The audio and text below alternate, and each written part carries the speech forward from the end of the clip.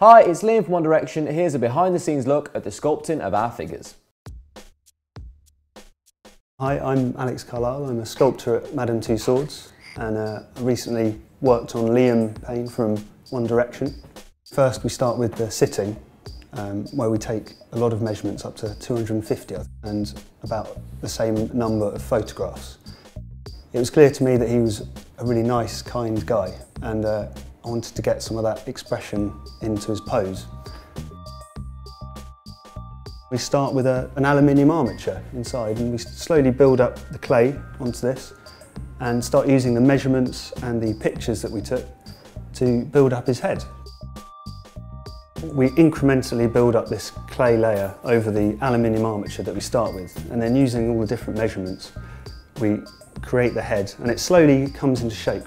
And over the 5 weeks that we're sculpting it, we're constantly referring back to the reference that we took.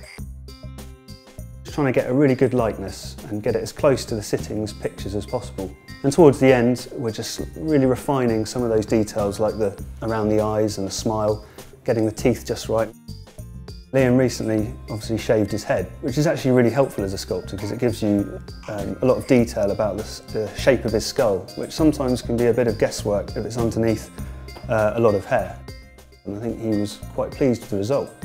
He was really concerned that his figure, looked good, and he was really helpful with me getting more measurements and checking things off and giving me any little tips about what he thought about it. So one aspect of sculpting the head is to make sure that it's as accurate as possible, to nail the exact details of the face and get all the points in the right place.